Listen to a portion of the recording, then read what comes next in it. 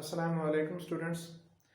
आज के लेक्चर में हम पोइट्री डिस्कस करेंगे और विलियम डेविस की फर्स्ट पोएम लेजर से हम इसको शुरू करेंगे। Let's start without wasting our time. Students, leisure जो हेनरी डेविस की पोएम है 20th सेंचुरी को रिप्रेजेंट करती है and to some extent it's the reflection of 21st century. 20वीं सदी और 21वीं सदी जो अभी चल रही है इसको रिफ्लेक्ट कर रही है। तो हम कह सकते हैं कि जो लेजर पोएम है ये मॉडर्न इरा जो है लिटरेचर के अंदर, हम तो लिटरेचर के बैकग्राउंड में इसके कॉन्टेक्स्ट में इसको डिस्कस कर रहे हैं। तो 1950s के बाद का जो पीरियड है that's called modern age.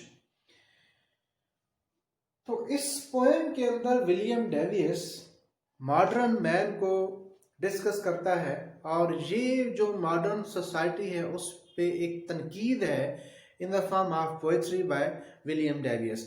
Let's see it's main points. Number 1, the poet criticises modern man. इस पोएम का थीम क्या है? इस पोएम का जो जिस्ट है, GIST जिस्ट, सेंट्रल आइडिया क्या है, यानी कि इस पोएम में पोएट जो है वो क्या मैसेज देना चाह रहा है कि ये जो पोएम है ये मॉडर्न मैन पे, मॉडर्न सोसाइटी पे ये एक तनकीद है, उसने तनकीद की है। The poem shows busy life of man. 20th century और 21st सेंचुरी का जो मैन है उसकी बिजी लाइफ का ये एक रिफ्लेक्शन है। मॉडर्न मैन की बिजी रूटीन को, बिजी लाइफ की मंजर कशी करती है, डिपिक्शन है, डिपिक्ट करती है, मंजर कशी करती है, अक्कासी करती है ये poem. Next point, the poet draws a comparison between man and woman. Very important point. इस पोएम में जो पोएट है वो कहता है, वो एक कंपैरिजन ड्रा करता है कि animals are more better than human beings in the 20th century. कैसे जो है वो एनिमल्स बेहतर है? बिकॉज ही सेज कि जो मॉडर्न मैन है वो एक मैकेनिकल मैन बन चुका है, एक मशीन बन चुका है, वो बहुत ज्यादा कमर्शियल हो गया है, बहुत ज्यादा बिजी हो गया है, वो एक मनी मेकिंग मशीन बन चुका है। He doesn't have time to enjoy natural beauty. उसके पास कोई टाइम नहीं है कि वो नेचुरल ब्यूटी को जो है, जिस तरह सूरज गुरूब हो रहा होता है, सूरज तलू हो रहा होता है, बारिश का एक सीन होता है। तो ये मैं एग्जांपल देने के लिए समझा रहा हूँ।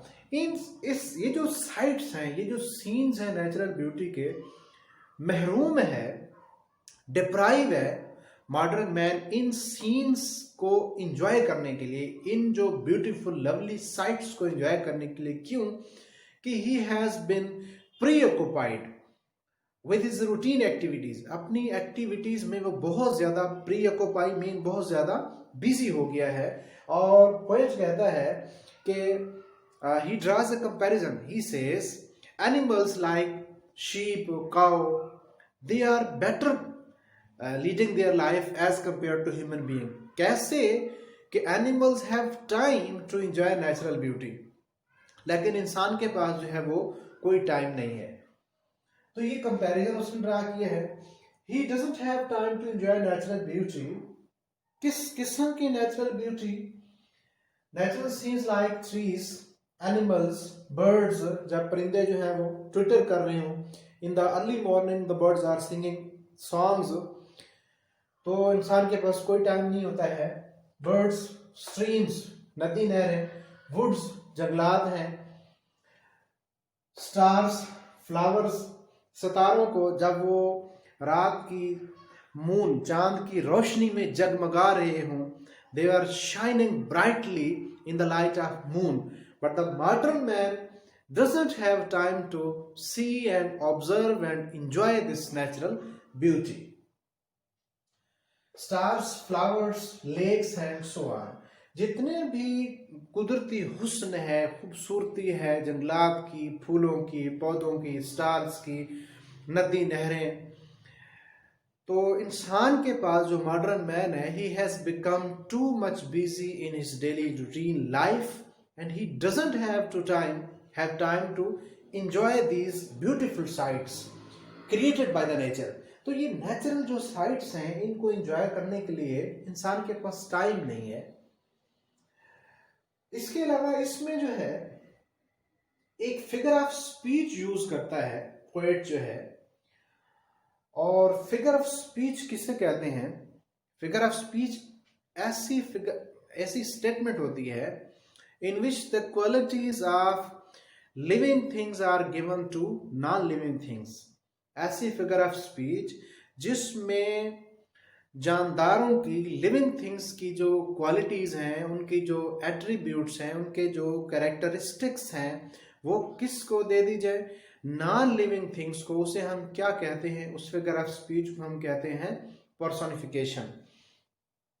अब इसमें देखें, a figure of speech in which the qualities of living things are given to non-living things is called personification। यानी ये यहां से देखें, ये पर्सन से है, यानी पर्सन की जो क्वालिटीज हैं जब वो नॉन लिविंग थिंग्स को दी जाती हैं, तो this statement is called personification.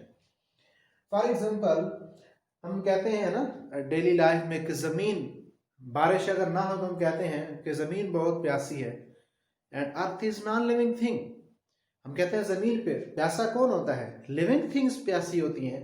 तो यहाँ पे अगर हम कहें कि अर्थ इज थर्स्टी, जमीन प्यासी है, तो हम क्या यूज कर रहे हैं? हम पर्सोनिफिकेशन यूज कर रहे हैं। या अगर बारिश हो रही हो तो हम कहते हैं कि आसमान रो रहा है। फिगरेटिव लैंग्वेज है ये, फिगरेटिव लैंग्वेज, यानी ऐसी लैंग्वेज जिसमें मीनिंग्स जो है वो छुपे होते हैं। सरफेस मीनिंग्स कुछ और होते हैं, हिडन मीनिंग्स कुछ और होते हैं। अब जिस तरह ये है ना कि आसमान रो रहा है, ये तो इसके सरफेस मीनिंग है। हिडन मीनिंग्स क्या है? कि इट्स रेनिंग, बारिश हो रही है। तो द स्काई इज वीपिंग, इसमें हम क्या यूज कर रहे हैं? पर्सोनिफिकेशन। इस पोएम में राइटर ने, पोएट ने, विलियम डेविस ने पर्सोनिफिकेशन यूज किया, और ये इस पोएम का इंपॉर्टेंट क्वेश्चन भी है। Let me conclude the summary of the poem. इसकी समरी, जैसा कि मैंने पहले डिस्क्राइब किया, कि ये जो पोएम है ये क्रिटिसिज्म है, तनकीद है, क्रिटिक है। किस पे? मॉडर्न सोसाइटी पे और मॉडर्न मैन पे of the 20th century. William Davis की जितनी भी पोएट्री है वो किस पे है? वो नेचुरल ऑब्जेक्ट्स पे है, नेचर को रिप्रेजेंट करती है। All the poetry of William Davis almost reflects nature, nature पे उसने पोएट्री लिखी है। इस पोएम में शायर ने क्या कहा कि मॉडर्न मैन उसका टॉपिक रहा। उसने मॉडर्न मैन को in each and every line discuss किया कि उसके पास कोई टाइम नहीं है कि वो नेचुरल ब्यूटी को एंजॉय कर सके। ना वो नदी नहरें देखने को उसके पास टाइम है, ना स्टार्स को वो चांद की रोशनी में देख सकता है, और ना रात को वो नदी नहरें देख सकता है कि जब उनमें चांद और सितारे चमक रहे होते हैं, तो एक बड़ा दिलकश, बड़ा चार्मिंग साइट होता है। लेकिन दुख की बात क्या है? The modern man has no time to enjoy the beauty of nature. इसी तरह क्रिटिकल समरी की मैं बात कर रहा हूं, सिर्फ ऊपर ऊपर से नहीं, उसके अंदर जो मैसेज दे रहा है ना, वो जरूरी है उसको समझना कि उस पोएम में जो पोएट है वो क्या कहना चाह रहा है। ये क्रिटिकल समरी है। स्टूडेंट्स, पोएम जो है 40 मार्क्स का क्वेश्चन है। एक तो लॉन्ग क्वेश्चन आएगा, उसमें अगर आपको क्रिटिकल समरी आती है कि पोएट क्या कहना चाह रहा है इस पोएम में, उसने कौन सी फिगर ऑफ स्पीच यूज की है, पर्सोनिफिकेशन यूज की है, सिमिली को यूज किया है, मेटाफर यूज किया है। हम फर्दर लेक्चर्स में ये चीजें जो जो पोएम्स में आएंगी हम इसको डिस्कस करते जाएंगे। अब आते हैं इसकी इंपॉर्टेंट क्वेश्चंस की तरफ। तो सबसे पहले तो ये क्वेश्चन है कि आपको पोएम की क्रिटिकल समरी आनी चाहिए। यानी समरी का मतलब है कि पोएट कहना क्या चाहता है, उसने क्या मैसेज कन्वे किया है। जिस तरह अब ये 20th सेंचुरी जो मॉडर्न मैन है उस पर एक तनकीद है, क्रिटिसाइज किया है पोएट ने, और कंपैरिजन किया है एनिमल्स के साथ। फिर उसने पर्सोनिफिकेशन यूज की है कि we don't have time to enjoy the beauty of a beautiful girl when she is dancing. तो ये एक लाइफलेस लाइफ जो है ना उसको डिस्कस किया है। इसके इंपॉर्टेंट क्वेश्चंस की तरफ आते हैं। तो इसके जो इंपॉर्टेंट क्वेश्चन, एक तो क्रिटिकल समरी आपको आनी चाहिए, दूसरा जो है explain with reference to context, ये इंपॉर्टेंट क्वेश्चन है। तो 20 मार्क्स के आपके क्वेश्चंस आएंगे पोएम में से, क्रिटिकल क्वेश्चंस, ठीक है, और 20 marks explain with reference to context. तो नेक्स्ट वीडियो में इसके सेकंड पार्ट में हम क्या डिस्कस करेंगे, explain with reference to context. हम एक स्टैंजा लेंगे, उसको एक्सप्लेन करेंगे और इसके बाकी भी जो मेन क्वेश्चंस हैं। Thank you so much.